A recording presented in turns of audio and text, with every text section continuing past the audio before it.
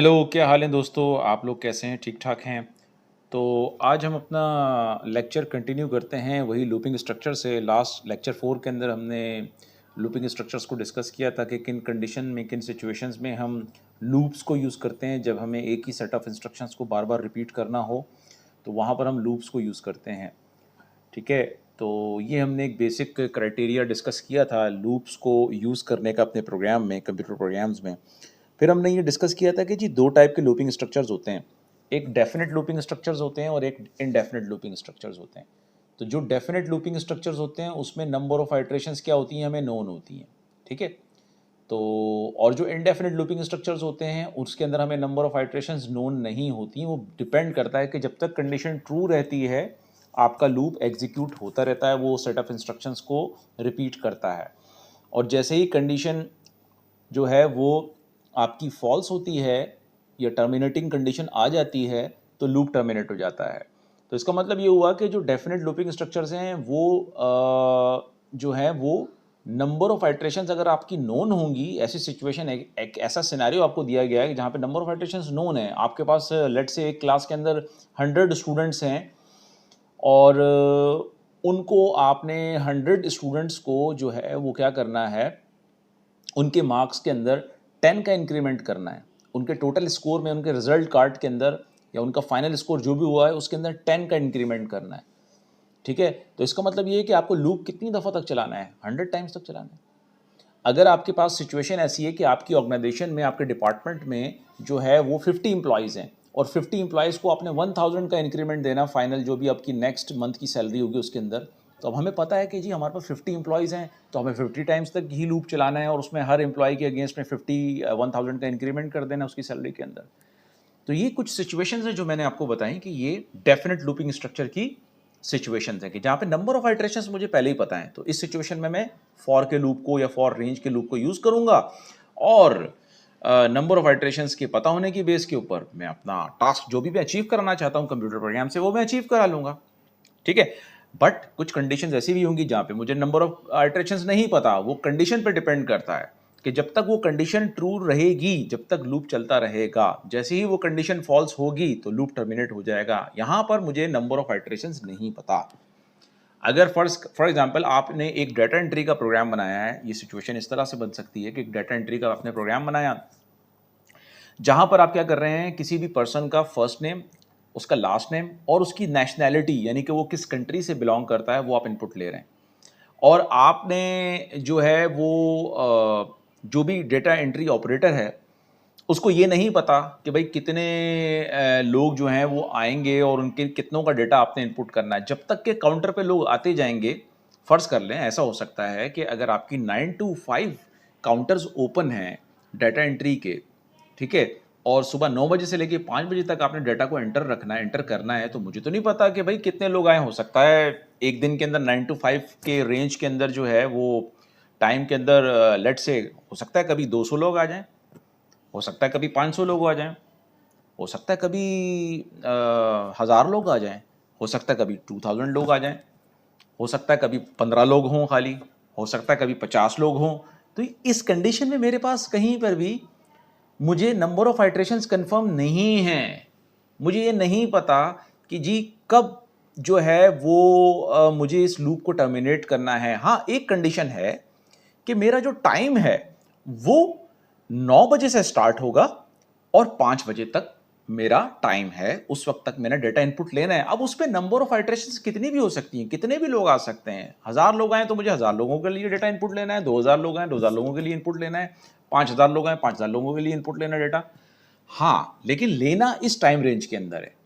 ठीक है, तो इसका मतलब है कि मेरी कंडीशन कब फॉल्स होगी, शाम को 5 बजे जाके मेरी कंडीशन फॉल्स हो जाएगी। जैसे ही मेरी काउंटर में, घड़ी में, मैं डिजिटल क्लॉक के थ्रू जब टाइम देखूंगा, हाँ जी 5 बज गए हैं शाम के, तो वहां पर मैं अपना लूप टर्मिनेट कर दूंगा। तो ये इनडेफिनेट लूपिंग स्ट्रक्चर है जिसमें हमें नंबर ऑफ आइट्रेशंस का नहीं पता। वो डिपेंड करता है कि कंडीशन कब तक ट्रू रहती है। ठीक है, तो कुछ एग्जांपल्स सबसे पहले फॉर लूप की दोबारा से एक दफा कर लेते हैं ताकि क्विकली एक रिकैप हो जाए यानी डेफिनेट लूपिंग स्ट्रक्चर की। फिर उसके बाद हम इंडेफिनेट लूपिंग स्ट्रक्चर्स पे मूव करेंगे। इसके अंदर हम ब्रेक और कंटिन्यू स्टेटमेंट भी देखते हैं कि लूप्स के अंदर ब्रेक और कंटिन्यू स्टेटमेंट्स का क्या रोल है। और फिर उसके बाद हम नेस्टेड लूप्स को भी देखते हैं कि नेस्टेड लूप्स क्या होते हैं, यानी लूप्स विद इन लूप्स क्या होते हैं। ठीक है, तो आज हम इन चीज़ों को डिस्कस करते हैं और पहले एक क्विक सा रिव्यू लेते हैं, क्विक दोबारा से हम रिकैप करते हैं अपने कि फॉर लूप में लास्ट लेक्चर नंबर 4 में हमने क्या क्या देखा था। ठीक है, तो मैं सोर्स कोड आपके सामने ओपन करता हूँ वीएस कोड और उसमें मैं इसको एग्जीक्यूट करता हूँ।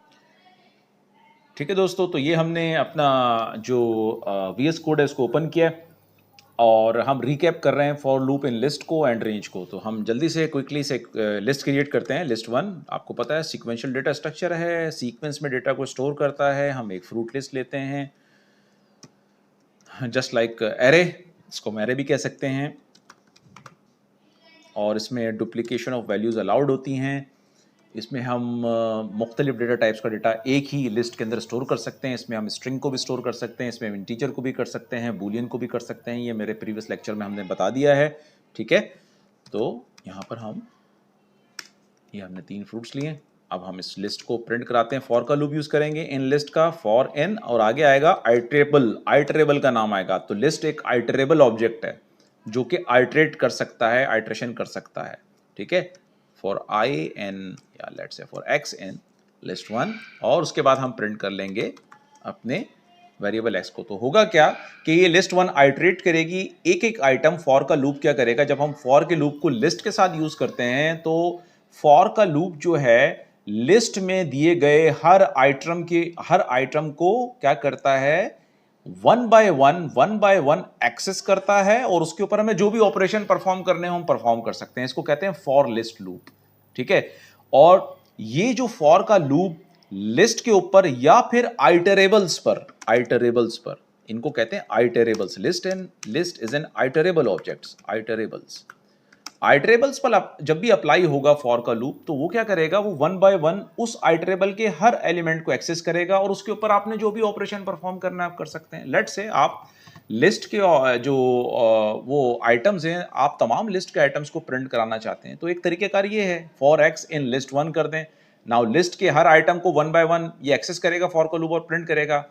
तो हम इसको पहले चला के देखते हैं। यहाँ पे प्रिंट CLS किया, let's say Apple orange mango, ये प्रिंट हो गया। ये क्यों प्रिंट हो गया भाई, ये इसलिए प्रिंट हो गया कि फॉर के लूप ने सबसे पहले जब इसको लिस्ट के ऊपर आपने अप्लाई किया, आइटरेबल पे अप्लाई किया इस तरीके से, इस सिंटैक्स के थ्रू, तो सबसे पहले लिस्ट ने क्या किया, अपने फर्स्ट आइटम को एक्सेस किया और उसने वो आइटम किसको असाइन किया, एक्स को असाइन किया, और एक्स को आपने क्या कर दिया, प्रिंट कर दिया। फिर उसने सेकंड टाइम जब लूप यानी प्रिंट हो गया, आप सेकंड टाइम दोबारा गया, हाँ भाई लिस्ट में मजीद आइटम्स हैं, यस मजीद आइटम्स हैं। अब वो नेक्स्ट आइटम पे गया, वो कौन सा आइटम है, ऑरेंज है। अब ऑरेंज असाइन हो गया किसको, एक्स को, तो आपने फिर क्या कर दिया, एक्स को फिर प्रिंट कराया। अब एक्स की वैल्यू पहले क्या थी, एप्पल थी, अब क्या हो गई, ऑरेंज हो गई, तो फिर ऑरेंज प्रिंट हो गया। अब आपने फिर दोबारा से देखा, जब ये यहाँ पे प्रिंट का फंक्शन खत्म हुआ, दोबारा से आपने चेक किया, फॉर के लूप के ऊपर गई कंडीशन, क्या लिस्ट में मजीद आइटम्स हैं, जी बिल्कुल लिस्ट में मजीद आइटम्स हैं। अब जो नेक्स्ट आइटम है वो मैंगो है, तो वो मैंगो असाइन हो जाएगा किसको, एक्स को। फिर दोबारा से आपने प्रिंट किया, अब आपने एक्स की वैल्यू को प्रिंट किया, तो अब उसने क्या किया, एक्स की वैल्यू को मैंगो प्रिंट कर दिया, क्योंकि अब एक्स के अंदर मैंगो असाइन हो गया। अब फिर दोबारा जैसे ये लूप खत्म हुआ, ये फिर लिस्ट को चेक करेगा, क्या लिस्ट में मजीद आइटम है, नहीं, अब लिस्ट में मजीद आइटम्स नहीं है, तो फिर ये क्या होगा, लूप टर्मिनेट हो जाएगा और आपका प्रोग्राम टर्मिनेट हो जाएगा, और यहां पर इस तरीके से ये तीनों आइटम्स प्रिंट हो गए।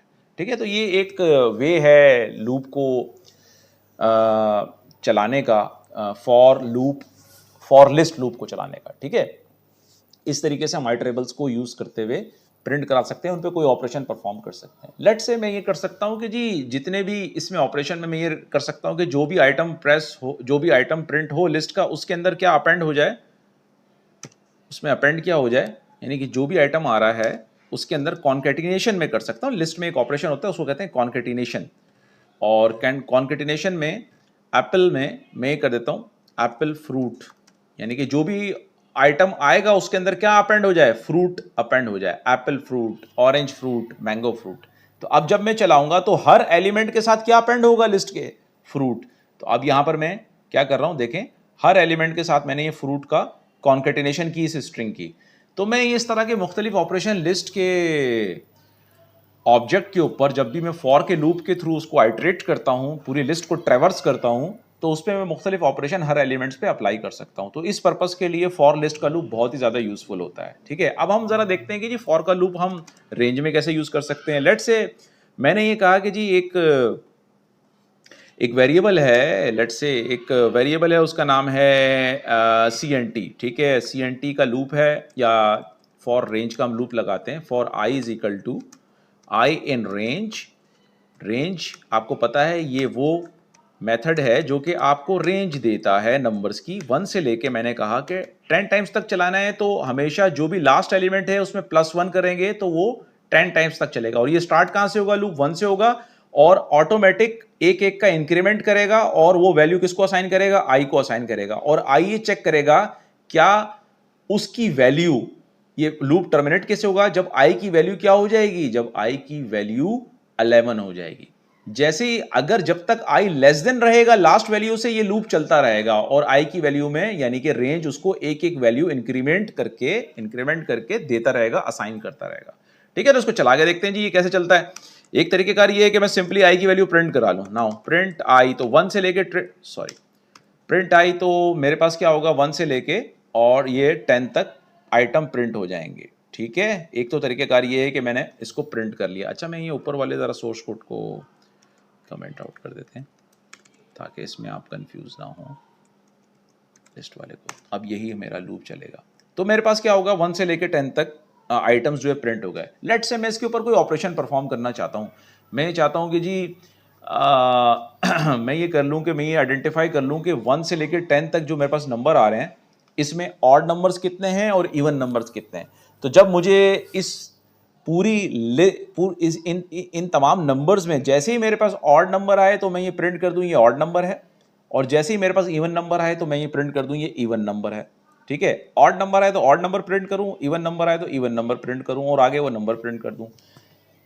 तो बहुत आसान सा फार्मूला है मैथमेटिक्स का। हर वो नंबर जो 2 से डिवाइड हो जाता है वो इवन नंबर कहलाता है, यानी सारे वो नंबर जो 2 से डिविजिबल होते हैं, कंप्लीटली डिविजिबल होते हैं, यानी कि रिमाइंडर क्या आता है? हमारे पास 0 आता है, तो उनको हम कहते हैं कि जी ये इवन नंबर्स हैं। इसके अलावा जो 2 से डिवाइड नहीं होते भाई, वो ऑड नंबर्स हैं। सिंपल सा फार्मूला है। तो हम इसी लॉजिक को अप्लाई करते हैं इस लूप के अंदर। तो हम आइटरेट करेंगे कैसे कि हम यहां पे चेक करेंगे if i remainder operator use किया परसेंट का, if i remainder operator use किया, किससे डिवाइड करना है? 2 से। If i is divided by 2, यानी कि जब मैं आई को रिमाइंडर ऑपरेटर यानी आई को 2 से डिवाइड करूं और रिमाइंडर मेरा 0 आ जाए, तो इसका मतलब क्या है कि ये मेरे पास एक इवन नंबर है। तो यहां पे लिख दें इवन नंबर।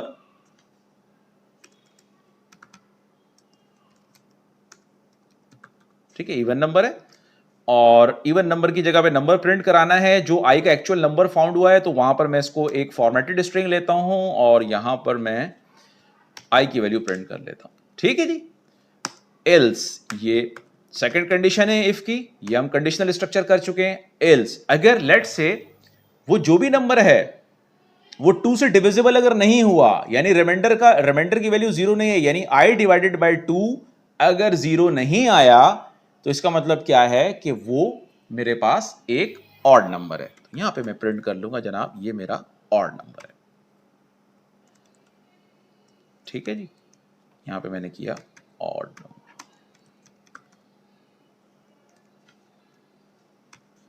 ठीक है, तो इस तरह से मैं ये लूप को यूज करता हूं और इसको मैं रन करता हूं। तो देखते हैं मेरे पास क्या आता है। मेरी एक्सपेक्टेशन ये है कि जब ये लूप चलेगा तो ये 1 से लेके 10 टाइम्स तक चलेगा, क्योंकि 11 में एक वैल्यू माइनस होकर वहां तक ये लूप जाएगा, 11 तक जाएगा, और एक एक वैल्यू ऑटोमेटिकली रेंज क्या करता है? वो एक इनिशियल वैल्यू लेता है और एक लास्ट वैल्यू लेता है, और इन दोनों के दरमियान के नंबर्स जनरेट करता है, और वो नंबर्स किसको असाइन करता है? आई को असाइन करता है। और कंपैरिजन कैसे होता है? कंपैरिजन ऐसे होता है कि जब तक कि आई की वैल्यू लास्ट जो अपर बाउंड है, इसको अपर बाउंड कहेंगे 11 को, जब तक यहां तक नहीं आ जाती ये लूप चलता रहता है। ठीक है, तो हम चलाते हैं तो देखें हमारे पास 1 क्या है? 1 डिवाइडेड बाय 2, क्या आंसर 0 आता है? 1 डिवाइडेड बाय 2, क्या रिमाइंडर 0 आता है? नहीं, नो। तो इसका मतलब है क्या है? ये एक ऑड नंबर है। फिर जब ये लूप सेकंड टाइम चलेगा तो आई की वैल्यू क्या हो जाएगी? आई की वैल्यू हो जाएगी 2। तो 2 डिवाइडेड बाय 2, रिमाइंडर क्या आया? 0, यानी कि 2 डिवाइडेड बाय 2, या हम इसको परसेंट ऑपरेटर भी कह सकते हैं। 2 ये रिमाइंडर रिटर्न करता है परसेंट ऑपरेटर डिवाइड करने के बाद। 2 डिवाइड बाय 2 0 आएगा, तो इसका मतलब क्या है? Even number. यस, इवन, ठीक है, ये ऑड हो जाएगा, ये इवन हो जाएगा। अच्छा, अब हम क्या करते हैं, अब मेरे पास 1, फिर दोबारा जब ये लूप चला, जब ये लूप एग्जीक्यूट हुआ, तो अब i की वैल्यू हो गई 3। तो अब जब 3 एग्जीक्यूट होगा, 3% remainder operator 2 is equal to, यानी 3 डिवाइड बाई 2, क्या रिमाइंडर 0 आता है? नो, रिमाइंडर 0 नहीं आएगा, नॉट इक्वल टू 0 आएगा।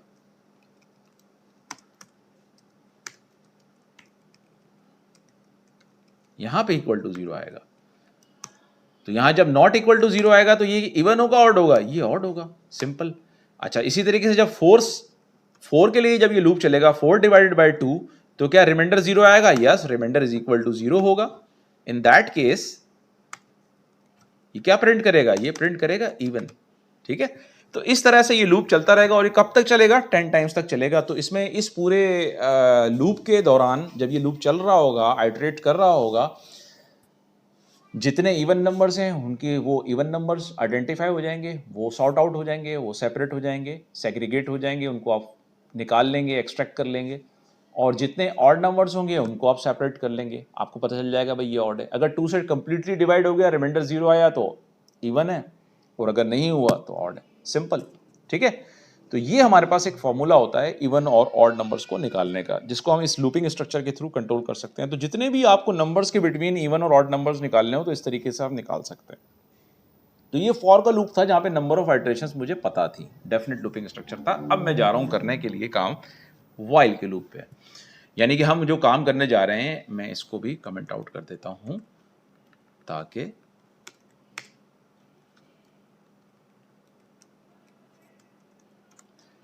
ठीक है। तो ये भी हमारे पास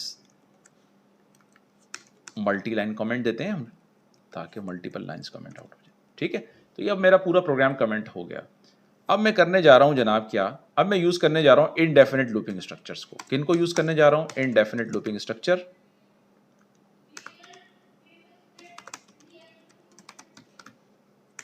स्ट्रक्चर को, यानी कि व्हाइल लूप को,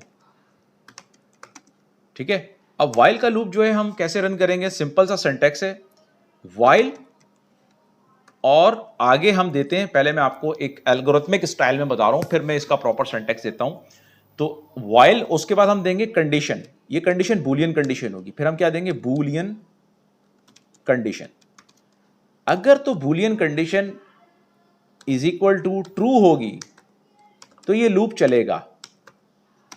अगर ये कंडीशन लेट से फॉल्स होगी, अगर ये कंडीशन लेट से फॉल्स होगी, तो ये लूप टर्मिनेट हो जाएगा। लूप क्या हो जाएगा? टर्मिनेट हो जाएगा,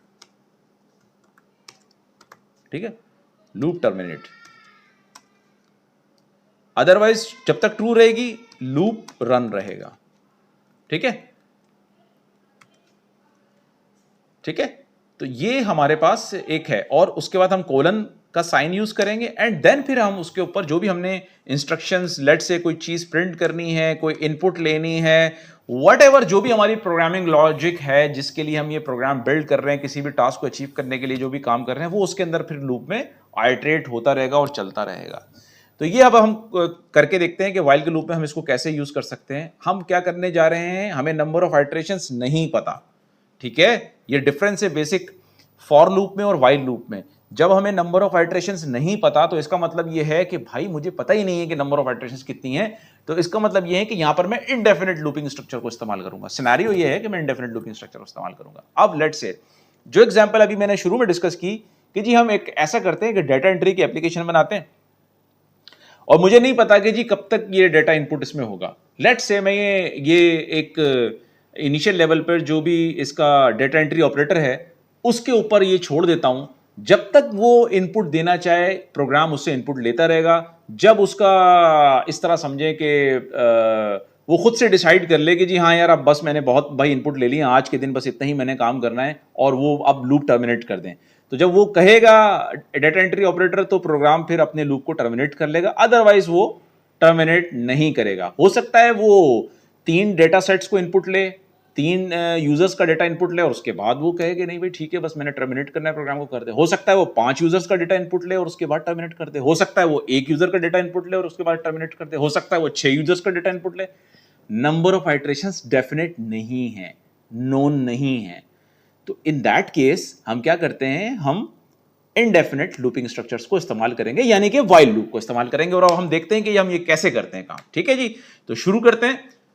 डेटा एंट्री एप्लीकेशन बनाते हैं छोटी सी, जिसमें हम यूजर का फर्स्ट नेम लेंगे, लास्ट नेम लेंगे और उसका कंट्री लेंगे इनपुट। ठीक है जी, चलिए जी बनाते हैं। तो हम सबसे पहले लिखेंगे क्या, व्हाइल एक हम वेरिएबल लेते हैं, इनिशियलाइज करेंगे। हम इनडेफिनेट लूपिंग स्ट्रक्चर कर रहे हैं व्हाइल का, और हम ये कंडीशन बनाएंगे। अपनी बूलियन कंडीशन क्या होगी कि terminate not equal to y होना चाहिए। अगर terminate not equal to Y है, जैसा कि अभी हमने इनिशियल वैल्यू जो टर्मिनेट को असाइन किया वो एन की है, तो yes terminate not equal to Y है, एन तो y is equal, n is not equal to Y है ना। तो फिर क्या होगा, हमारी कंडीशन हो गई ट्रू। जब हमारी कंडीशन ट्रू हो गई तो हम लूप के अंदर आ जाएंगे, और फिर लूप के अंदर हम जो भी काम करना चाहते हैं हम करें। जैसा कि हमने कहा कि हम तो डेटा एंट्री एप्लीकेशन बनाना चाहते हैं, तो यहां पर हम यूजर का डेटा इनपुट लेंगे, यूजर से डेटा इनपुट लेंगे। लेट्स से मैंने ये कहा कि जी आप इनपुट लें। आपको पता है कि इनपुट लेने के लिए पाइथन में हम इनपुट का फंक्शन यूज करते हैं। ठीक है, इनपुट का फंक्शन यूज करेंगे, और उसमें हमने लेट से पहला हमने Q1 लिया, उससे क्वेश्चन 1 ये ले रहे हैं, हम डेटा ये इनपुट ले रहे हैं कि एंटर योर फर्स्ट नेम। ठीक है, एंटर योर फर्स्ट नेम, जो भी वो फर्स्ट नेम इनपुट करना चाहते हैं इनपुट करें ना। Q2 हम लेते हैं एक और, हम कहते हैं जी उसको इनपुट करें आप एंटर योर लास्ट नेम। ठीक है, फिर हम कहते हैं Q3, उससे लेते हैं हम इनपुट के जी enter your country name.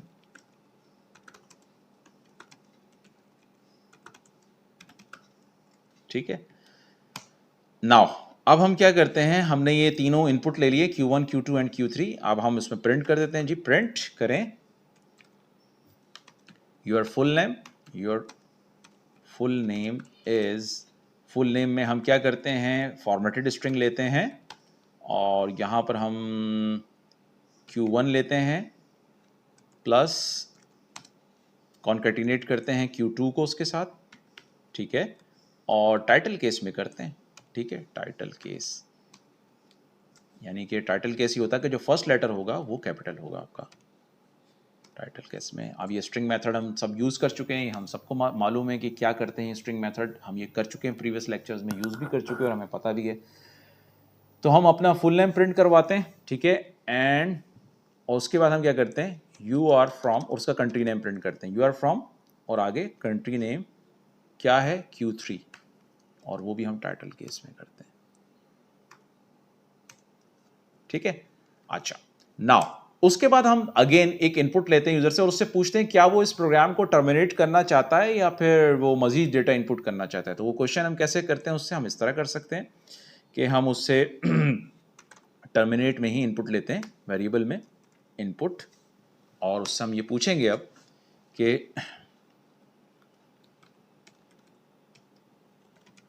Do you want to continue, do you want to terminate data entry application, yes or no। वो जो भी इनपुट करेगा yes और no की बुनियाद पर, अगर तो वो कहता है yes तो हमारा लूप टर्मिनेट हो जाएगा, और अगर वो कहता है नहीं मुझे नहीं भाई अभी मुझे और डेटा इनपुट करना है, तो हमारा ये लूप चलता रहेगा, और उस वक्त तक चलता रहेगा जब तक कि कंडीशन ट्रू नहीं हो जाती, यानी कि टर्मिनेट की वैल्यू हम y इनपुट नहीं कर देते। तो हम इसको चला के देखते हैं, रन करके देखते हैं जी क्या इसका आउटपुट आता है। ठीक है, तो हम सबसे पहले जो हमारा प्रीवियस आउटपुट था उसको क्लियर करते हैं स्क्रीन से CLS, और दोबारा से प्रोग्राम को रन करते हैं। तो हमारे से सबसे पहले वो ये पूछ रहा है कि एंटर योर फर्स्ट नेम। मैंने फर्स्ट नेम किया Ali, last name Ahmed, okay, country है जी पाकिस्तान। सॉरी ये भी मैं स्मॉल केस में देता हूं ताकि आपको पता चले कि टाइटल केस में कन्वर्ट कर रहा है नहीं कर रहा। अब देखें, your full name is Ali Ahmed and you are from Pakistan. इसमें मैंने पाकिस्तान स्मॉल में दिया था क्योंकि मैंने टाइटल का मेथड यूज किया हुआ है, जो स्ट्रिंग में जो फर्स्ट लेटर होता है उसको टाइटल केस के अंदर यानी कैपिटल केस के अंदर प्रिंट करता है कन्वर्ट करने के बाद। अब मैं उससे फिर नेक्स्ट मेरा प्रोग्राम कहाँ आया, इस क्वेश्चन पे आया। पहले मैंने उससे लिया फर्स्ट नेम इनपुट, फिर लिया लास्ट नेम मैंने इनपुट, इस तरीके से अली अहमद, ठीक है। फिर उसके बाद मैंने लिया एंटर योर कंट्री इनपुट लिया, उसको Q3 में असाइन किया। नाउ अब मैं उससे ये पूछ रहा हूँ कि do you want to terminate, यानी कि ये वाला मेरे पास प्रोग्राम का फ्लो यहाँ आ जाएगा। पहले प्रोग्राम का फ्लो जब ये चलना शुरू हुआ प्रोग्राम, तो terminate is equal to N था। While terminate not equal to Y हो, तो क्या terminate not equal to Y है? टर्मिनेट की वैल्यू क्या है? N. Yes, N is not equal to Y है। कंडीशन ट्रू हो गई। जब कंडीशन ट्रू हो गई तो मैं लूप के अंदर आ गया, लूप की बॉडी एग्जीक्यूट होना शुरू हो गई। लूप की बॉडी में सबसे पहले मैंने फर्स्ट नेम इनपुट लिया, फिर सेकंड नेम इनपुट लिया, फिर मैंने कंट्री नेम इनपुट लिया, उसके बाद मैंने उसको प्रिंट किया। इस तरीके से फॉर्मेटेड स्ट्रिंग में मैंने प्रिंट किया first name, full name print किया, फर्स्ट नेम और लास्ट नेम, और उनको फिर मैंने इस तरह से कॉन्केटिनेट किया। फिर मैंने उसका कंट्री प्रिंट किया टाइटल केस में। नाउ अब मैं उससे क्या इनपुट ले रहा हूं लूप की बॉडी में? Do you want to terminate data entry application, क्योंकि ये एक डाटा एंट्री एप्लीकेशन है। लेट्स से यूजर कहता है कि जी मैं इसको टर्मिनेट नहीं करना चाहता। मैंने दोबारा टर्मिनेट को, जब मैं एन मैंने प्रेस किया, इसका मतलब मैं टर्मिनेट नहीं करना चाहता। मैं दोबारा मजीद, मेरे पास यूजर लाइन में क्यू में काउंटर पे खड़े हुए, मैंने मजीद डाटा इनपुट लेना है। मेरे पास मजीद कस्टमर्स आ गए हैं क्योंकि मैं रेस्टोरेंट में हूँ, रेस्टोरेंट का भी टाइम बंद नहीं हुआ, तो मैं उनको जो है वो इनवाइट कर सकता हूँ यहाँ पर, उनको मैं उनको सर्व कर सकता हूँ। तो मुझे मजीद डाटा उनका इनपुट लेना है, ठीक है। तो मैंने उनका दोबारा से डाटा इनपुट लेना शुरू किया। मैंने यहाँ पर क्या किया? Do you want to terminate data entry application, मैंने कहा नो। जब मैं एन प्रेस करूंगा तो क्या होगा? जब मैंने एन प्रेस किया तो टर्मिनेट में वैल्यू क्या साइन हो गई? एन। अब लूप के ऊपर जब गया वापस, यहां से लूप दोबारा गया चलने के लिए, तो सबसे पहले वो टेस्ट कंडीशन पे जाएगा, उसकी बूलियन कंडीशन को टेस्ट करेगा। क्या टर्मिनेट की वैल्यू वाई है? क्या terminate is not equal to Y है?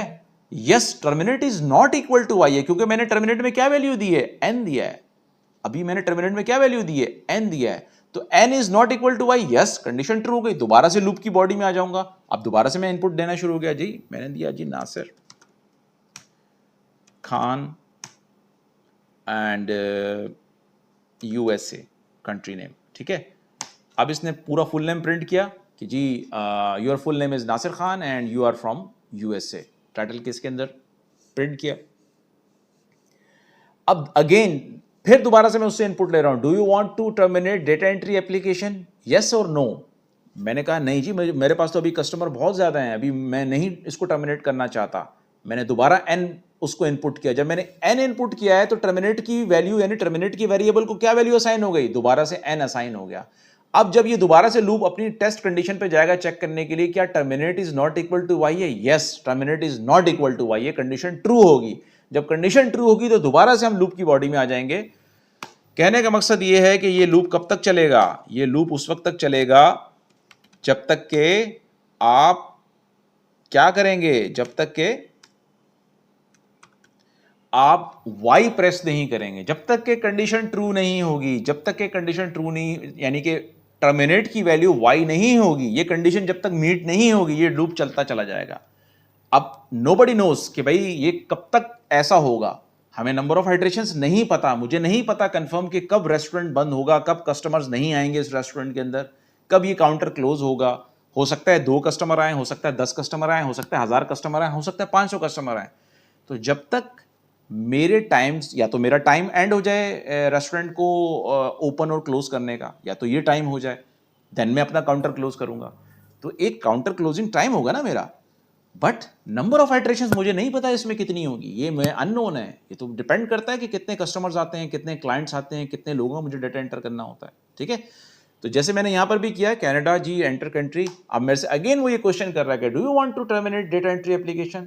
मैंने कहा यस। अब मैंने प्रेस किया यस। पहले मैं एन प्रेस कर रहा था, लेट से 3 डेटा इनपुट करने के बाद अब मेरे पास कोई क्लाइंट भी नहीं आ रहा, ना कस्टमर आ रहा है, ये मेरा टाइम समझ लें कि फिनिश हो गया और मैं खत्म करने वाला हूं।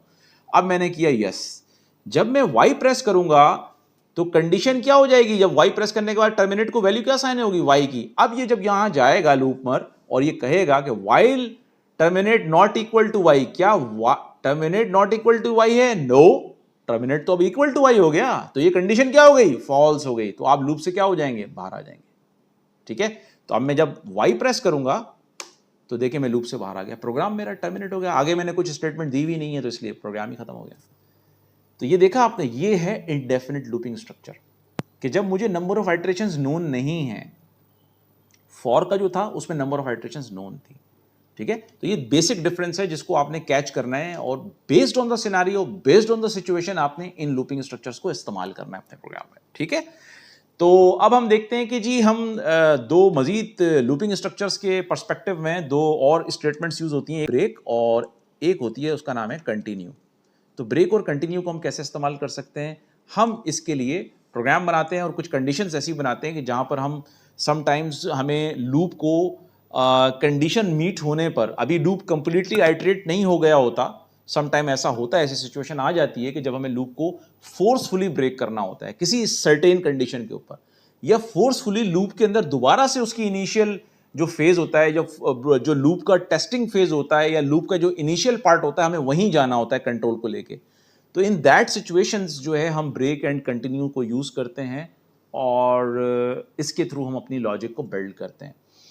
तो हम देखते हैं अब जो हम प्रोग्राम बनाएंगे उसमें हम ब्रेक और कंटिन्यू को इस्तेमाल करेंगे लूपिंग स्ट्रक्चर के अंदर। देखते हैं कि इनका यूटिलाइजेशन क्या है और ये इनसे हमें क्या बेनिफिट होता है और ये किस तरह से हमें हमारे प्रॉब्लम्स को या कंडीशंस को या कुछ सिचुएशंस ऐसी आ जाती हैं जहाँ पे हम इनको यूज़ कर सकते हैं, हम इस्तेमाल करेंगे। ठीक है। तो हम ये देखते हैं कि हम इनको कैसे इस्तेमाल करते हैं। ठीक है जी। तो उसके लिए ये होगा कि मैं प्रोग्राम लिखूंगा। ठीक है जी। तो हम ये देखते हैं कि जी हम ब्रेक एंड कंटिन्यू, ये जो दो स्टेटमेंट्स हैं, इनको लूपिंग स्ट्रक्चर्स में कैसे यूटिलाइज करते हैं और उनका क्या पर्पस होता है। जैसे ब्रेक से तो आपको वैसे ही लग रहा है नाम से कि भाई ब्रेक का जो हमारे पास लूपिंग स्ट्रक्चर है, हम ये देखते हैं कि ब्रेक और कंटिन्यू स्टेटमेंट्स को हम किस तरीके से अपने लूपिंग स्ट्रक्चर्स में यूज़ करके और उनको किन सिनेरियोज में यूज़ कर सकते हैं और कैसे यूटिलाइज कर सकते हैं। अब अगर हम फर्ज करें ब्रेक स्टेटमेंट को यूज़ करना चाहते हैं, जैसे कि इसके नाम से ही पता चल रहा है यार ये कुछ कोई कंट्रोल किसी फ्लो को ब्रेक करने के लिए यूज़ होगा। ठीक है। तो हमारे पास लेट से अगर हमारे पास वाइल का लूप है और मैं वाइल के लूप में एक लिस्ट को लेता हूँ, लेट से मैं लेता हूँ जनाब एक लिस्ट है मेरे पास, इसको मैं कहता हूँ लिस्ट 2। इसमें मेरे पास ये डेटा आइटम्स हैं 1 3 5 2 7 9 11। ये मैंने एक लिस्ट ली है जिसमें कि मेजॉरिटी जो है वो ऑड नंबर्स की है, लेकिन इसमें जो है वो एक इवन नंबर भी है, एक इवन नंबर भी है, ये 2 है। अब मैं ये पता करना चाहता हूँ कि क्या जो भी मुझे गिवन लिस्ट है, लेट से ये मुझे गिवन लिस्ट है, क्या इस लिस्ट के अंदर कोई ऑड नंबर तो, कोई इवन नंबर तो नहीं है। अगर तो इसमें लिस्ट में कोई इवन नंबर हो तो वो क्या क्या प्रिंट करे, if found even number in list 2 then print its index number and data item and number of iterations। ये कितनी नंबर ऑफ आइटरेशंस में उसने फाइंड किया है। जिस तरीके से लीनियर सर्च होती है, देखिए एक हमारे पास डेटा स्ट्रक्चर में एक टर्म यूज होती है सर्चिंग की, या जिसको हम कहते हैं लीनियर सर्च। लीनियर सर्च में क्या होता है, एक एक आइटम को सर्च करते हैं और कंपेयर करते हैं। ठीक है। इसके अलावा बाइनरी सर्चेस भी होती हैं, वो हम देखेंगे बाद में कि वो किस तरीके से परफॉर्म की जाती हैं डेटा स्ट्रक्चर्स के अंदर या डेटा स्ट्रक्चर्स के ऊपर। इस वक्त जो हमारे पास लिस्ट का डेटा स्ट्रक्चर है उसके ऊपर हम क्या परफॉर्म कर रहे हैं, ऑपरेशन लीनियर सर्च का। ठीक है। और लीनियर सर्च के थ्रू यानी एक एक आइटम को हम लिस्ट के एक्सेस करेंगे और चेक करेंगे क्या वो उस पर कंडीशन चेक करेंगे क्या वो इवन तो नहीं है। अगर वो इवन नहीं होगा तो हम आइटम को स्किप करते जाएंगे और उस आइटम को कैप्चर कर लेंगे जो कि इवन होगा। देन हमने क्या करना है, लूप को ब्रेक करना है। जैसे ही हमें इवन नंबर मिलता है हम लूप को ब्रेक करेंगे और उस आइटम को जो कि इवन फाउंड हुआ है प्रिंट कराएंगे, उसका इंडेक्स नंबर प्रिंट कराएंगे और ये भी प्रिंट कराएंगे कि ये जो नंबर हमें फाउंड हुआ है ये कितनी नंबर ऑफ आइटरेशंस में फाउंड हुआ है, कितनी दफा में लूप चलाना पड़ा। ठीक है। तो इससे हम अपने प्रोग्राम की एफिशिएंसी को, अपनी लॉजिक की एफिशिएंसी को और अपने लूप की एफिशिएंसी को भी चेक कर लेंगे। इसने कितनी कंप्यूटेशंस ली हैं। जाहिर है जितनी दफ़ा लूप चल रहा है कंप्यूटेशन यानी प्रोसेसर पे, सीपीयू पे लोड तो आ रहा है, क्योंकि वो एग्जीक्यूशन के लिए जा रहा है ना। जितनी दफ़ा आप स्टेटमेंट्स को एग्जीक्यूट करेंगे वो कंप्यूटेशनल पावर को यूज़ करेगा सीपीयू की, आपके सेंट्रल प्रोसेसिंग यूनिट की। तो हमें ये चेक करना है कि हमारी लॉजिक की एफिशिएंसी क्या है। किस तरह से हमारा प्रोग्राम बिहेव कर रहा है, किस तरह से वो कंप्यूटर सिस्टम्स की या सर्वर्स की जहां पर आपका ये प्रोग्राम जाकर डिप्लॉय होगा रिसोर्सेज को यूटिलाइज कर रहा है, ठीक है। तो हम अपने प्रोग्राम को उस तरीके से एफिशिएंट बनाएंगे। अब हम ये देखते हैं कि इसमें ब्रेक क्या रोल प्ले करता है। जो मैंने स्टेटमेंट बताई कि ब्रेक की स्टेटमेंट को मैं यूज करूंगा और लूप को ब्रेक करूंगा, वो क्या रोल प्ले करता है अभी देखते हैं। लेट्स से हम वाइल से स्टार्ट करते हैं। वाइल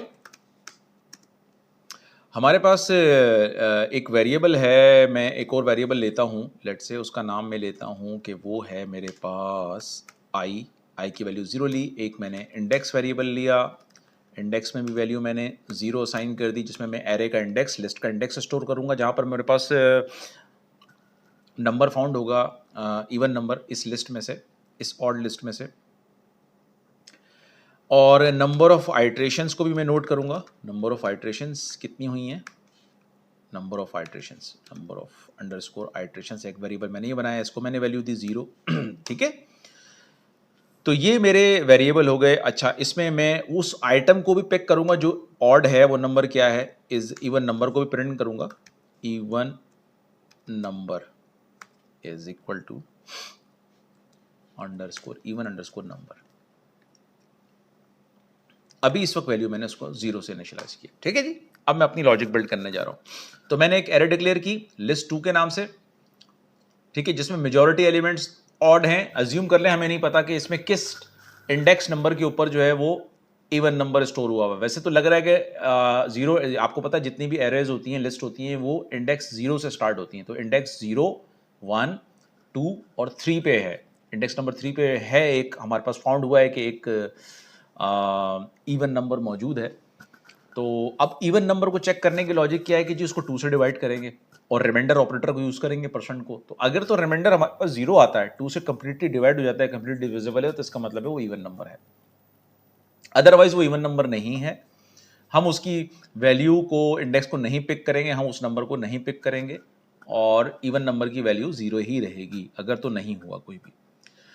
तो ये सारी कंडीशंस हम चेक करते हैं। चले सबसे पहले हम सिंपली प्रोग्राम को बनाते हैं। While I is less then रहे लेंथ ऑफ लिस्ट 2 हमने ली, ठीक है। ये लेंथ का फंक्शन क्या करता है, लिस्ट की लेंथ, जब तक कि लिस्ट की लेंथ कितनी है 1 2 3 4 5 6 7, तो ये यहाँ पे लेंथ ऑफ लिस्ट क्या आएगा 7, यानी आई की वैल्यू लेस देन रहे 7 से, ठीक है। तो जब तक ये लूप चलेगा, ठीक, ये मैंने एक बुलियन कंडीशन बना ली वाइल के लूप में, ठीक है। अच्छा जी, अब हम आते हैं यहां पर वाइल आई लेस देन रहे लिस्ट 2 की लेंथ से। लिस्ट 2 की लेंथ, इसमें कितने डेटा आइटम्स हैं, 7 डेटा आइटम्स है, 1 3 5 2 7 9 11। ये आइटम्स काउंट करें तो ये 3 ये हो गए और 3 ये 6 और एक ऐड होगा इसके अंदर तो 7, ठीक है, 7 आइटम्स हो गए।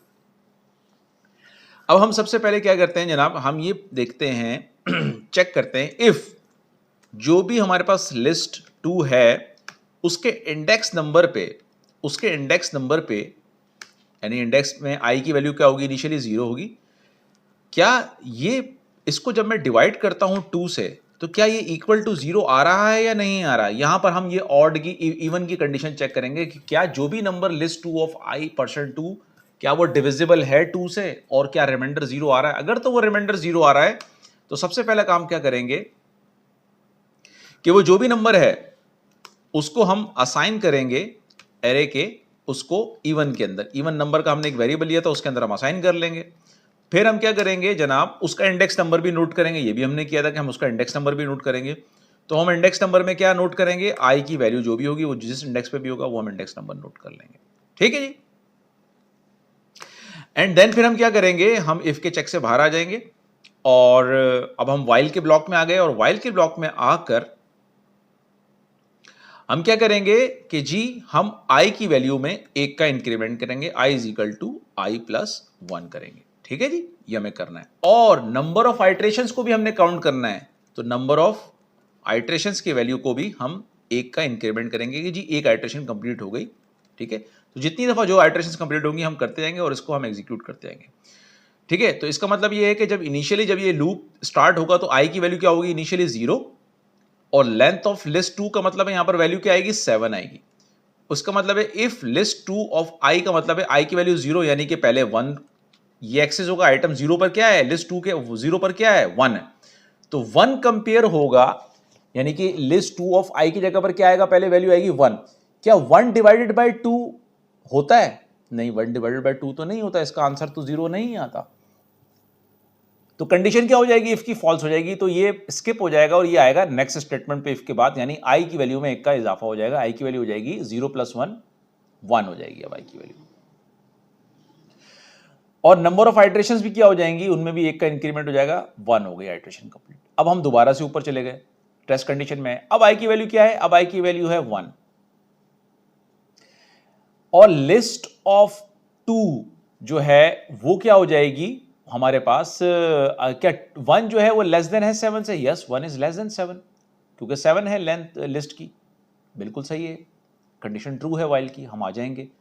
अब इफ लिस्ट ऑफ 2 आई को फिर दोबारा कंपेयर करेंगे कि क्या आपके पास लिस्ट 2 इंडेक्स वैल्यू 1 है आई की, क्या अब 1 पे क्या है 3, इंडेक्स वैल्यू 1 पे क्या है 3, तो क्या 3% 2 का मतलब है 3 डिवाइड बाई 2, रिमाइंडर ऑपरेटर है परसेंट साइन, क्या ये इज इक्वल टू 0 है?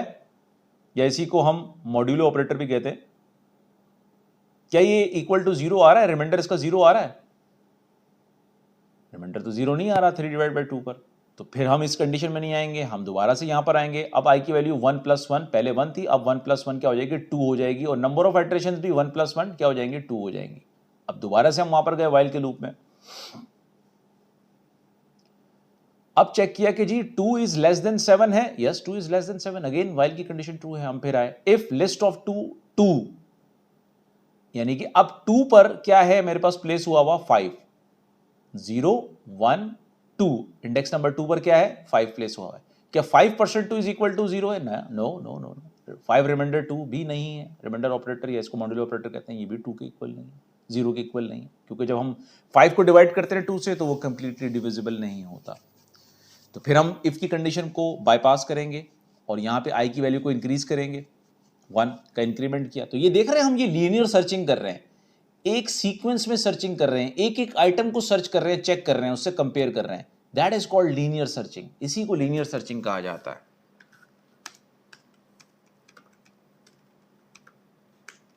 ठीक है, तो लीनियर सर्चिंग में हमारे पास क्या होता है, each individual item will be checked, her individual item को आप चेक करते हैं, और जहां पर आपको आइटम फाउंड होता है फिर उसको आप कैप्चर करते हैं, यानी जिस आइटम के ऊपर भी, जिस चीज के लिए भी आप सर्चिंग कर रहे होते हैं, वो जिस भी इंडेक्स नंबर पे फाउंड होती है, फिर उस इंडेक्स से उस नंबर को आप पिक करते हैं, उस आइटम को पिक करते हैं और लूप को टर्मिनेट करते हैं। ठीक है, अब लेट्स से मेरे पास क्या हुआ, दोबारा से आई की वैल्यू इंक्रीज हुई और अब आई की वैल्यू हो गई 4। अब जब मेरे पास आई की वैल्यू हुई 4, 0 1 2 3 हुई, सॉरी आई की वैल्यू क्या हो गई, 3 हो गई, क्योंकि 2 + 1 3, तो 3 हुई। अब मेरे पास क्या है 3 पे, हम जब लिस्ट ऑफ 2 3 पे आएंगे तो इसका मतलब है 2 पिक होगा। अब 2% 2 यानी 2 मॉड्यूलो ऑपरेटर 2 रिमाइंडर 2 जो है 2 डिवाइड बाई 2 क्या है, वो 0 होता है। तो हम आएंगे, हम उस आइटम को उठाएंगे, इवन नंबर है क्या 2 है, उस इंडेक्स को उठाएंगे, हाँ जी वो इंडेक्स नंबर क्या है, वो इंडेक्स है 0 1 2 3 है, वो उठाएंगे इंडेक्स 3 है। और उसके बाद हम इस दोबारा से इफ से बाहर आएंगे और आई में 1 का फिर इंक्रीमेंट करेंगे, और ये लूप चलता रहेगा जब तक के हमारे पास सारे आइटम्स पिक ना हो जाएं। यानी कि ये 7 फिर पिक होगा, वो भी इफ के चेक को फॉल्स कर देगा, क्योंकि 7 डिवाइड बाई 2 भी 0 नहीं है, 9 पे जाएगा, फिर 9 डिवाइड बाई 2 भी 0 नहीं है, फिर 11 पे जाएगा, 11 डिवाइड बाई 0 नहीं है, और एंड में हमने क्या प्रिंट कराना है, जब हम लूप का टर्मिनेट होगा, यानी आई इज लेस देन, यानी आई की वैल्यू 7 होगी, 7 is less than 7, condition false होगी, तो हम लूप से बाहर आ जाएंगे।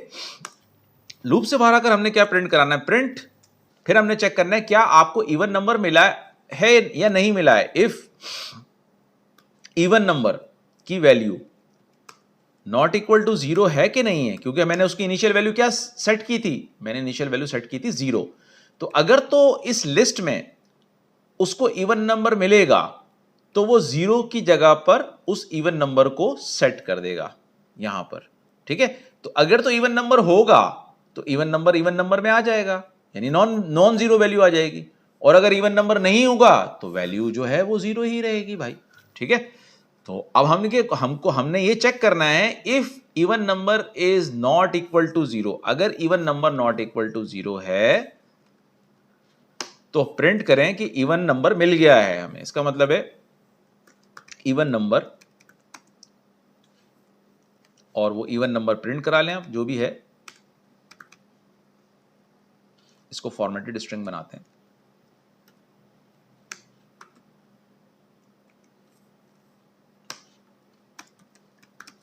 Found at index number, found at index, और आगे हम इंडेक्स लिखते हैं जो भी हमारा इंडेक्स होगा कैप्चर किया हमने। फाउंड एट इंडेक्स इन कितनी आइट्रेशंस में, बल्कि आफ्टर कंप्लीशन ऑफ कितनी आइट्रेशंस में, ये हम नंबर ऑफ आइट्रेशंस भी प्रिंट करते हैं जी, इतनी आइट्रेशंस में प्रिंट हुआ है।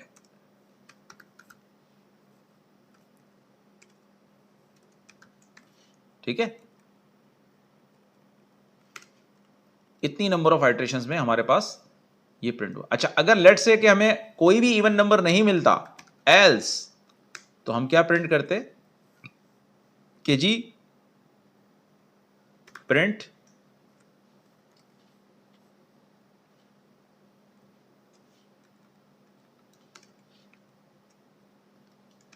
नो इवन नंबर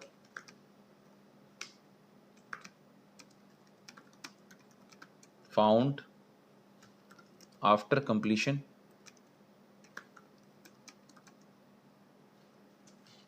ऑफ कितनी नंबर ऑफ आइट्रेशन, जो भी नंबर ऑफ आइट्रेशंस की वैल्यू होगी वो फॉर्मेटेड स्ट्रिंग बनाते हैं।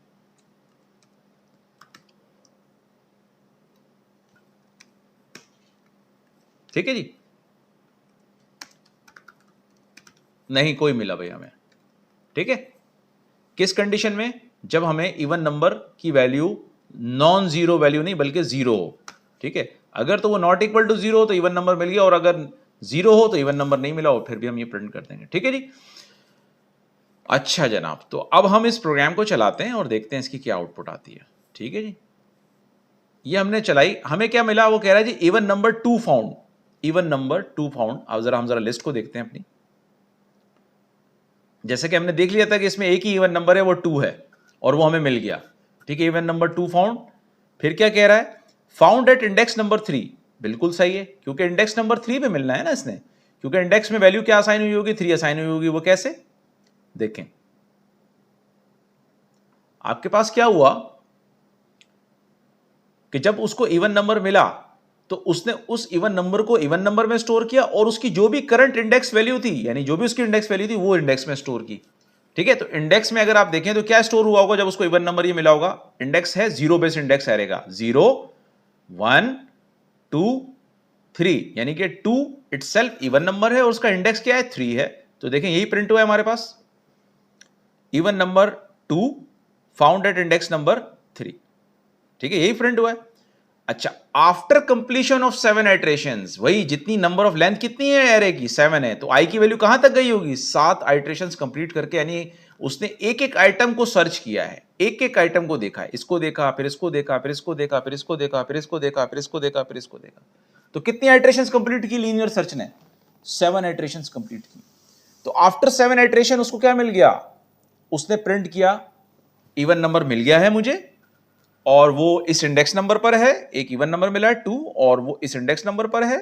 और जी मैंने कितनी आइट्रेशंस कंप्लीट की हैं, 7 आइट्रेशंस कंप्लीट की हैं। 7 दफा मैंने इस लूप को चलाया है। अब एक प्रोग्राम की ऑप्टिमाइजेशन के पर्सपेक्टिव में सोचें, उस पॉइंट ऑफ व्यू से जरा सोचें कि इवन नंबर जो है इस लिस्ट के अंदर वो तो है इंडेक्स नंबर 3 पे, तो फिर ये 7 दफा क्यों लूप चल रहा है भाई। अगर मैं 7 दफा लूप चला रहा हूं इस एक इंडेक्स नंबर जो 3 पे है, 0 1 2 3, होना तो ये चाहिए लॉजिकली कि इसको 3 आइट्रेशंस के बाद ये नंबर पिक करना चाहिए और लूप को टर्मिनेट कर देना चाहिए, ताकि मैं मजीद जो नंबर ऑफ आइट्रेशंस है जो मैं सीपीयू के ऊपर मैं एक्स्ट्रा लोड डालूंगा वो मुझे ना डालना पड़े। तो प्रोग्राम की एफिशिएंसी के पॉइंट ऑफ व्यू से, प्रोग्राम की परफॉर्मेंस के पॉइंट ऑफ व्यू से, और लेस नंबर ऑफ कंप्यूटेशंस को यूज करने के पॉइंट ऑफ व्यू से, आप क्या करेंगे, इसके अंदर ब्रेक की स्टेटमेंट को यूज करके ये एफिशिएंसी अचीव कर सकते हैं। यानी कि जब मुझे ये इवन नंबर मिल जाए तो वो उस इवन नंबर को स्टोर करे इवन नंबर में, इंडेक्स की वैल्यू को स्टोर करे इंडेक्स में, आई की वैल्यू को इंडेक्स में स्टोर करे, और यहां पे क्या लिखेंगे हम, ब्रेक। ब्रेक क्या करता है, जो भी करंट लूप होता है, जो भी करंट लूप होगा, उससे कंट्रोल को बाहर ले आएगा। उससे क्या करेगा, कंट्रोल को बाहर ले आएगा, और बाहर लाकर वो ये चीजें प्रिंट कर देगा। चले चला के देखते हैं इसको, ठीक है जी।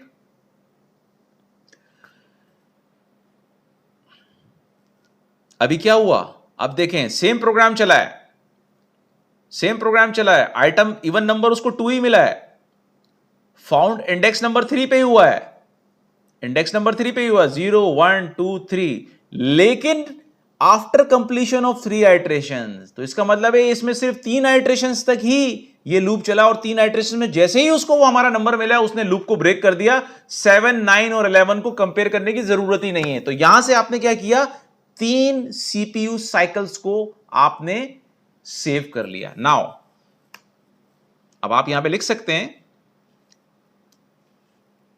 ये जो ब्रेक स्टेटमेंट है ये क्या कर रही है, क्रिएटिंग प्रोग्राम एफिशिएंसी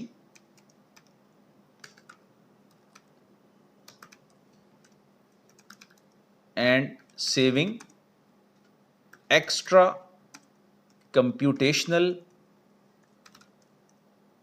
cycles।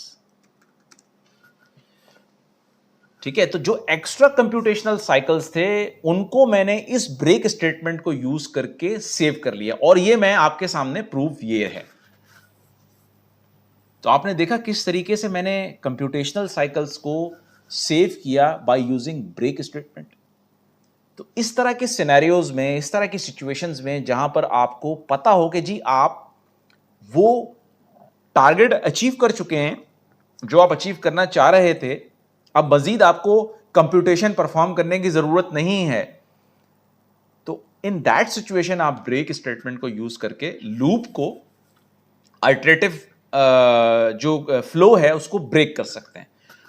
जब आप ब्रेक स्टेटमेंट यूज करेंगे तो जो भी एनक्लोजिंग वाइल होगा, जो भी वेरी इमीडिएट इनक्लोजिंग वाइल होगा, वो ब्रेक होगा।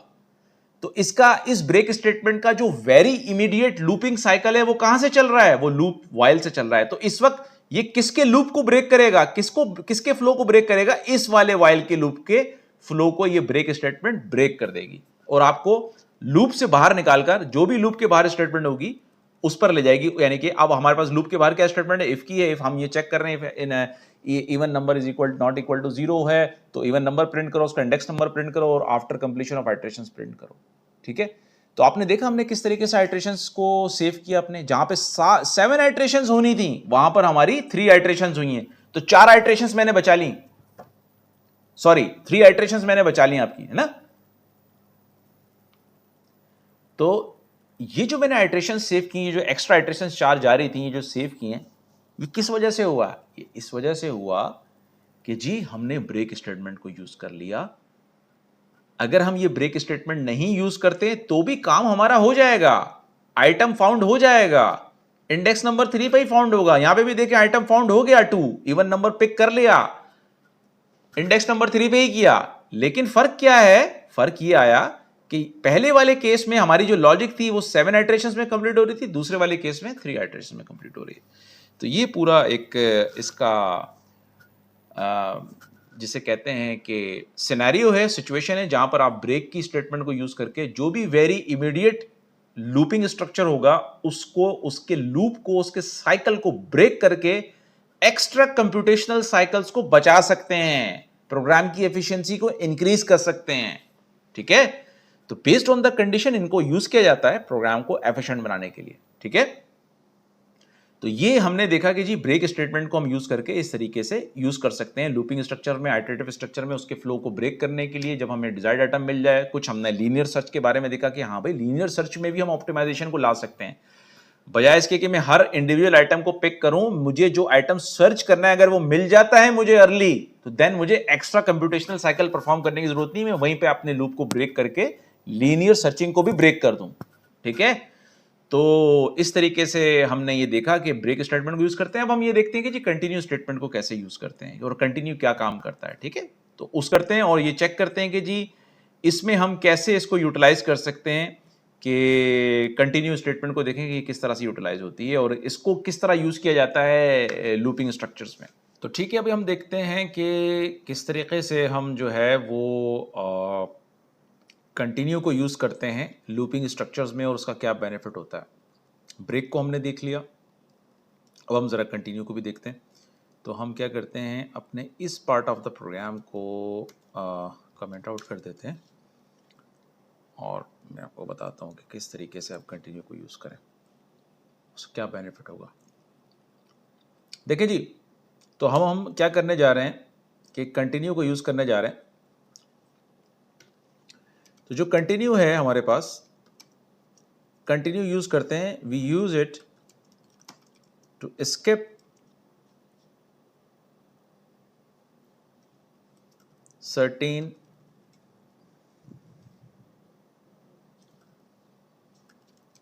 part of the program, part of the loop,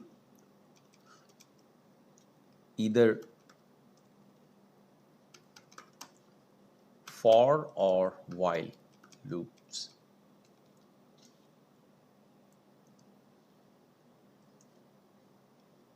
Based on certain condition, based on a specific condition.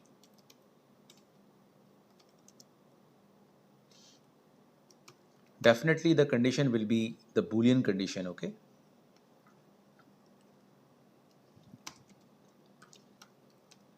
ठीक है जी।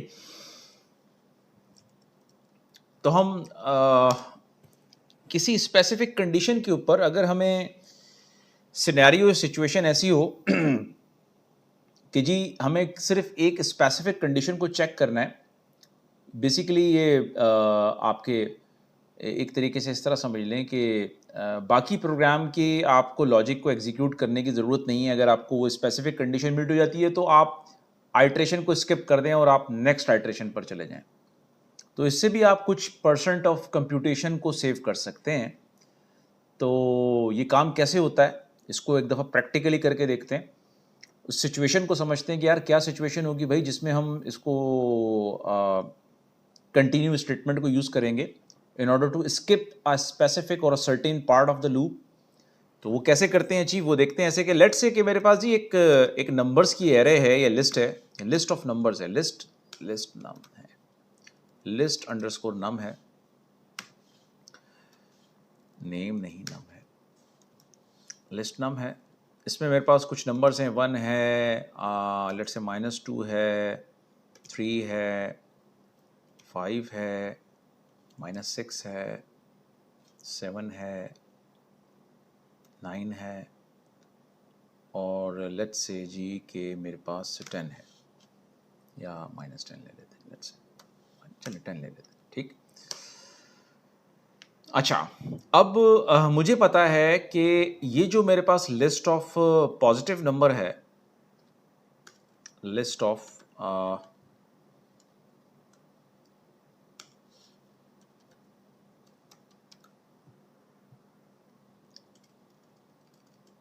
लिस्ट नंबर, ठीक है जी।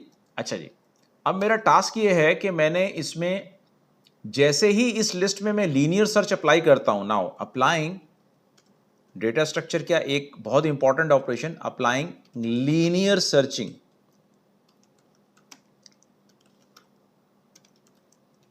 ऑन लिस्ट नम, लिस्ट और इसको हम एरे भी कह सकते हैं, to check the numbers which are less than, जो लेस देन हो किससे, विच आर लेस देन 1 हो, less than 0, which are to check नहीं, टू स्किप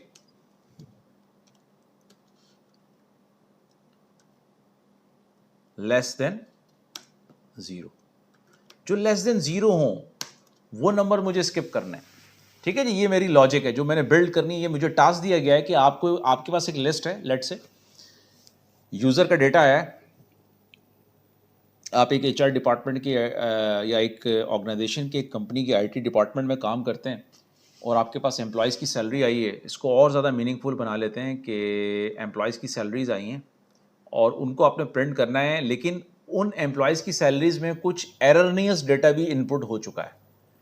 किसी भी डेटा एंट्री ऑपरेटर ने मिस्टेकनली क्या किया कि उसके अंदर नेगेटिव सैलरीज को भी इनपुट कर दिया, नेगेटिव नंबर्स को भी इनपुट कर दिया। तो कभी किसी भी एम्प्लॉय की सैलरी नेगेटिव हो सकती है क्या? नहीं हो सकती ना।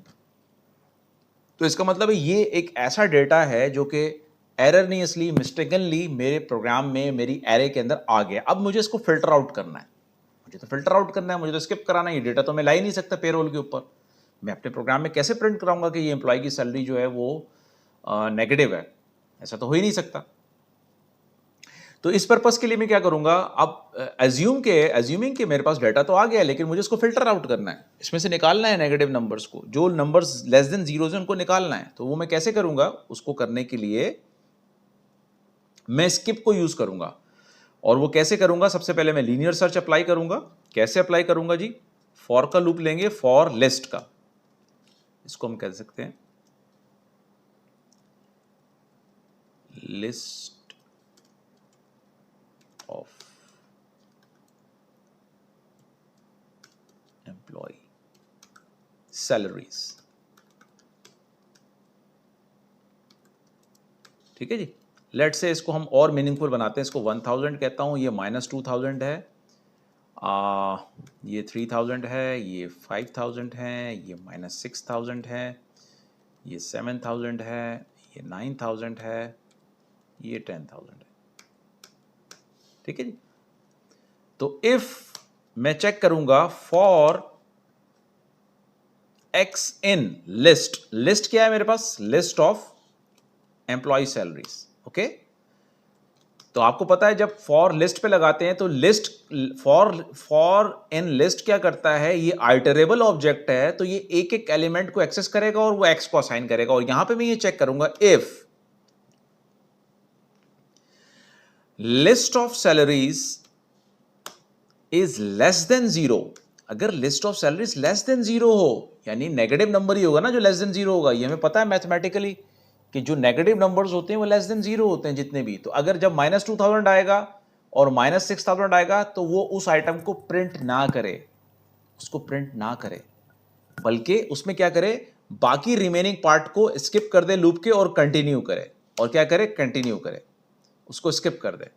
अगर जो भी मेरे पास एम्प्लॉय की सैलरी आ रही है अगर वो लेस देन जीरो आ रही है तो लूप को कंटिन्यू करे, जंप कर जाए, बाकी लॉजिक को प्रिंट ना करे। ठीक है, तो मैं लूप, इफ के लूप में, यानी कि जब मैं इफ से चेक करूंगा, जैसे ही मुझे -2000 मिलेगा मैं कंटिन्यू कर जाऊंगा, मैं उस आइटम को प्रिंट ही नहीं करूंगा। अदरवाइज क्या करे? अगर आपको नेगेटिव लेस देन जीरो नहीं मिलता, पॉजिटिव नंबर मिलता है, तो फिर सैलरी को प्रिंट करे। तो फॉर्मेटेड स्ट्रिंग बनाएंगे employee salary, valid employee salary, और उसको प्रिंट करे।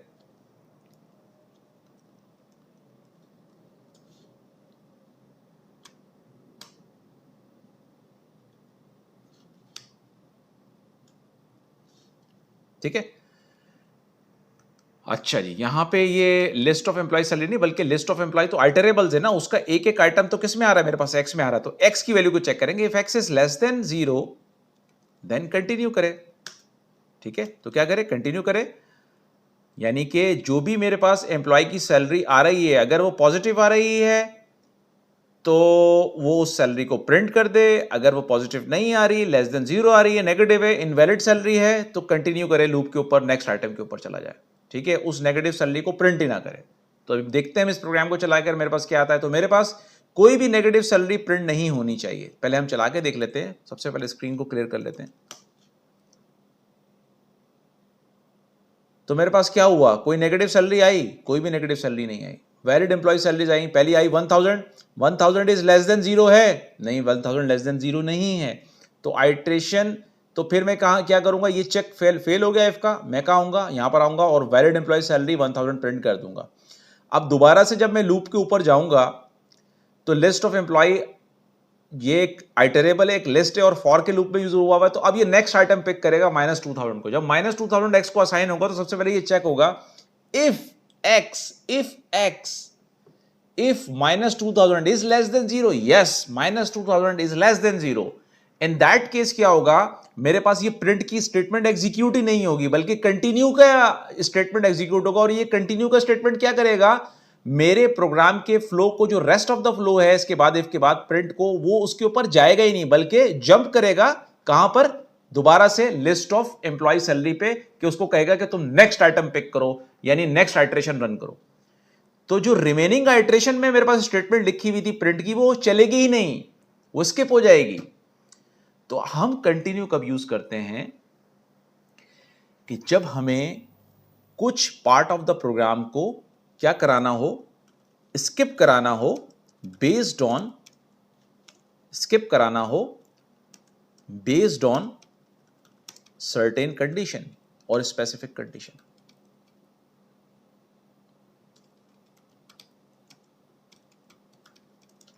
ठीक है, तो ये हमारे पास एक स्पेसिफिक कंडीशन है ये, कि अगर हमारे पास कोई नेगेटिव वैल्यू आ रही है, लेस देन 0 वैल्यू आ रही है, तो उस सैलरी को मैं एम्प्लॉय की प्रिंट ही नहीं करूंगा, मैं प्रिंट सिर्फ वैलिड एम्प्लॉय की सैलरी को करूंगा। तो इसका मतलब ये है कि ये वाली जो प्रिंट स्टेटमेंट है, ये कितनी दफा प्रोग्राम में स्किप होगी, कितनी दफा प्रोग्राम में स्किप होगी, एक दफा यहां पे स्किप होगी और एक दफा यहां पे स्किप होगी, यानी कि 2 दफा मेरे पास आइटरेशन में ये वाली प्रिंट की statement part of the program या part of the loop skip हो जाएगा due to the continue statement. क्योंकि जैसे ही ये x की वैल्यू लेस देन 0, यानी अब नेक्स्ट जब ये स्किप होगी -6000 पर होगी, तो -6000 आएगा x की वैल्यू में, तो x -6000 इज लेस देन 0। जब वो -6000 लेस देन 0 है तो दोबारा मैं कंटिन्यू में आऊंगा, कंडीशन ट्रू होगी। जब कंटिन्यू में आऊंगा तो मेरे पास क्या होगा, लूप यहीं से नेक्स्ट आइटरेशन के लिए कंटिन्यू हो जाएगा, वो रिमेनिंग स्टेटमेंट्स को पढ़ेगा ही नहीं और जाएगा ही नहीं वहां पर। ठीक है, तो ये एक बेनिफिट है कंटिन्यू स्टेटमेंट को यूज करने का, in order to skip the rest of the iteration based on a certain condition. ठीक है, तो यहां इन कंडीशंस में हम कंटिन्यू को इस्तेमाल करते हैं। ये हमारी रिक्वायरमेंट होती है कि अगर हमें कोई स्पेसिफिक कंडीशन के ऊपर remaining part of the loop को स्किप करवाना हो, देन हम क्या करते हैं, कंटिन्यू के स्टेटमेंट को यूज करते हैं, और इस तरह से हम लूप को, आइटरेशन को स्किप करवा सकते हैं, नेक्स्ट आइटरेशन पे चले जाते हैं। ठीक है, इसमें लूप स्किप नहीं होता, फिर बता रहा हूं मैं, सॉरी, इसमें लूप टर्मिनेट नहीं होता, इसमें लूप क्या होता है, नेक्स्ट आइटरेशन पे कंटिन्यू करता है। लूप टर्मिनेट, जैसे ब्रेक में तो लूप टर्मिनेट हो रहा था ना, कंटिन्यू में ऐसे नहीं होता। कंटिन्यू में क्या होता है, नेक्स्ट आइटरेशन पे लूप चला जाएगा और उस आइटरेशन के लिए जो करंट आइटरेशन जिससे उसने कंटिन्यू किया है, उसमें जो remaining part of the loop था उसको स्किप कर देगा। ठीक है, based on a certain condition. एक और एग्जांपल ले लेते हैं। फॉर एग्जांपल, आप इसको, चले मैं कमेंट आउट कर देता हूं।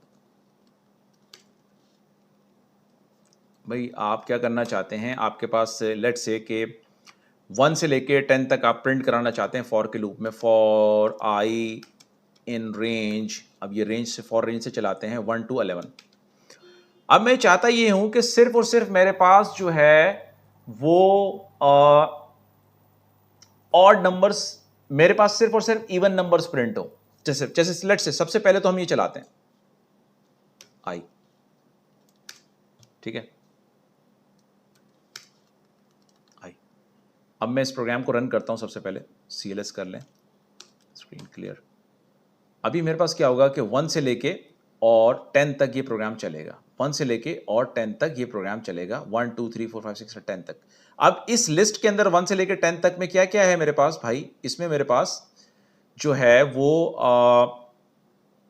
इस लिस्ट में 1 से लेके 10 तक नंबर्स में मेरे पास ऑड नंबर्स भी, इवन नंबर्स भी हैं। ठीक है, अब मैं क्या करता हूं, मैं ये चाह रहा हूं कि मैं सिर्फ और सिर्फ क्या करूं कि इवन नंबर्स को, जैसे ही मुझे अपनी इस लूप के अंदर, इस फॉर इन रेंज लूप के अंदर इवन नंबर फाउंड हो, तो उसको मैं स्किप कर दूं, सिर्फ और सिर्फ मैं ऑड नंबर्स प्रिंट कराऊं। तो ये मैं कैसे अचीव कर सकता हूं कि यहां पर मैं एक इफ का चेक लगाऊंगा और कंटिन्यू स्टेटमेंट को यूज करूंगा। कैसे, इफ मैंने कहा कि इफ आई के अंदर जो भी है और मैं अपना रिमाइंडर ऑपरेटर को यूज करूंगा या मॉड्यूलो को यूज करूंगा, वो अगर डिवाइडेड बाय 2 करूंगा, क्योंकि मैंने चेक क्या करना है, मैंने चेक करना है इवन नंबर को।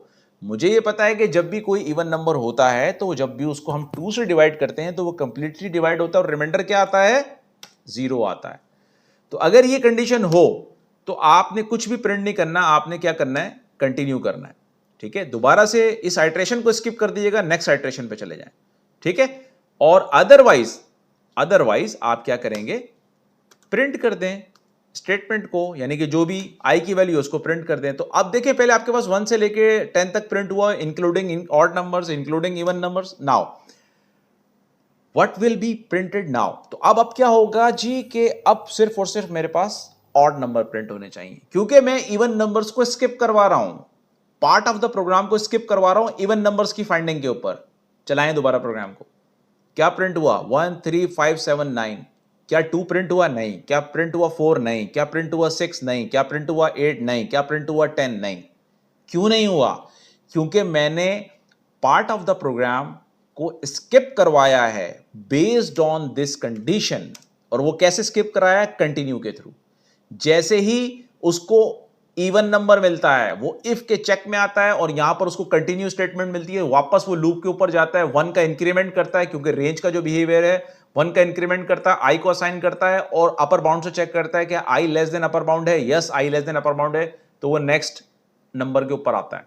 और अगर उसको कोई इवन नंबर नहीं मिलता, अगर 3 मिलता है, 5 मिलता है, 7 मिलता है, तो ये कंडीशन ही फॉल्स हो जाती है, तो कंटिन्यू एग्जीक्यूट ही नहीं होता, तो वो स्टेटमेंट या उस नंबर को वो प्रिंट कर देता है। तो पार्ट ऑफ द प्रोग्राम यानी प्रिंटिंग ऑफ द नंबर कब स्किप होगी? जब हमें इवन नंबर मिलेगा। ठीक है, तो स्किप